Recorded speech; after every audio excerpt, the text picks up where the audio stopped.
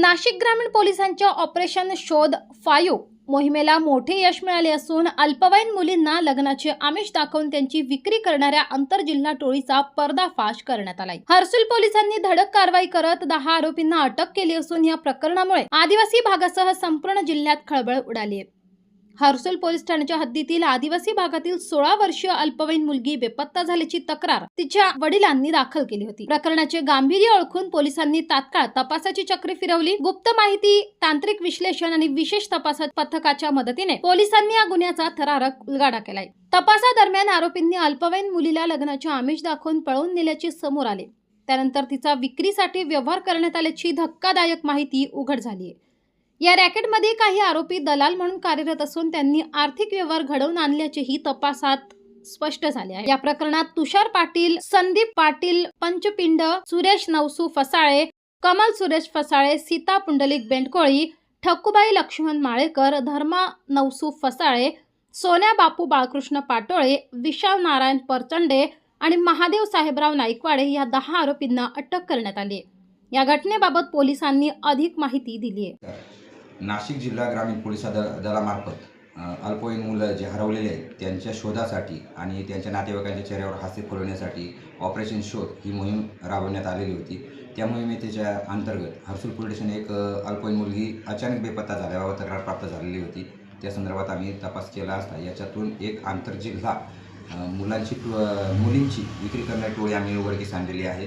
सदरबाबत अधिकची माहिती अशी की ही मुलगी जी गेली होती तिचा आम्ही शोध घेतला असता संगमनेर तालुक्यात ही मिळून आलेली आहे। तिच्याकडे आम्ही बाकी तपास केला असता आमच्या अशा लक्षात आले तर सदर मुलीला कपडे आणि मोबाईलचा आमिष दाखवून आणि लग्नाचा आमिष दाखवून तिची विक्री 2 लाखामध्ये संगमनेर तालुक्यात करण्यात आली होती।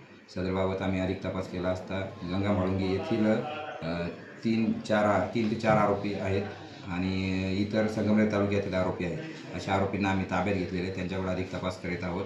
त्यांनी सदर मुलीची विक्री कशी, कुठे, कोणाला केली याबाबत अजून लिंक आहेत का, अजून मुलींची अशी विक्री करण्यात आली आहे का याबाबत तपास करीत आहोत। सदर कामगिरी ही माननीय पोलीस अधीक्षक डॉक्टर स्वामी नाशिक ग्रामीण, तसेच माननीय अप्पर पोलीस अधीक्षक माननीय विमला मॅडम, तसेच SDPO पेठ माननीय वासुदेव देशले सर यांच्या मार्गदर्शनाखाली हा सदरचा तपास मी स्वतः API Borse Harsul police station या गुन्ह्याचा तपास मी करीत आहे।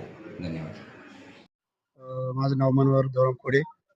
मी आज गावाच्या वतीने असं बोलतो, हर्सुल पोलीस स्टेशनमध्ये आज अल्पवयीन मुलींचा जो काही व्यवहार होत होता तो आज API बोरसे साहेब यांनी त्यांच्या टीमनी सुद्धा चांगली आम्हाला मदत केली आणि तसंच त्यांनी जो प्रकार जे आज आरोपी सापडले ते 10 आरोपी आहेत, तसं त्यांचं पुढचं ते आरोपी शोध घेत आहेत। तशी आम्ही सर्व साहेबांचं आणि सर्व त्यांच्या टीमचं मी आभार मानतो। गावच्या वतीनं याशा मुली वयात नसताना या मुलींचा जो गैरव्यवहार होत आहे तो गैरव्यवहार थांबावा आणि ही टोळी गजाआड जावी। माझं नाव आनंदा मोंडे, सुरेश धर्मा फसाळे हे वारंवार मुलींना किडनॅपिंगच्या ह्याच्यात घेतले। यांच्यावर इथून मागे पण खूप संशय आहे आमचं आणि इथून केले त्यांनी या गोष्टी। त्यांना जोडी एक ठकुबाई लक्ष्मण माळेकर, माजी जिल्हा परिषद सभापती यांची पत्नी ती, यांचं पण राजकीय क्षेत्रात असून तरी पण आमच्या आदिवासी समाजाच्या मुली वारंवार यांनी किडनॅपिंग केले आणि इथून मागे लग्नासाठी आम्ही दाखवून विकल्या गेल्या नाही यांनी। यांच्यावर कठोर कारवाई झाली पाहिजे हीच आमची विनंती आहे। नाशिक ग्रामीणचे पोलीस अधीक्षक डॉक्टर स्वामी यांच्या मार्गदर्शनाखाली ही कारवाई करण्यात आली आहे। अल्पवयीन मुलींच्या तस्करीसारख्या गंभीर गुन्ह्यांविरोधात पोलिसांनी उभारलेला हा मोठा यशस्वी डाव मानला जात असून या रॅकेट मागील आणखी धागेदोरे शोधण्यासाठी तपास वेगाने सुरू आहे। तंत्रभूमी न्यूजसाठी प्रतिनिधी रामदास शीद, त्र्यंबकेश्वर।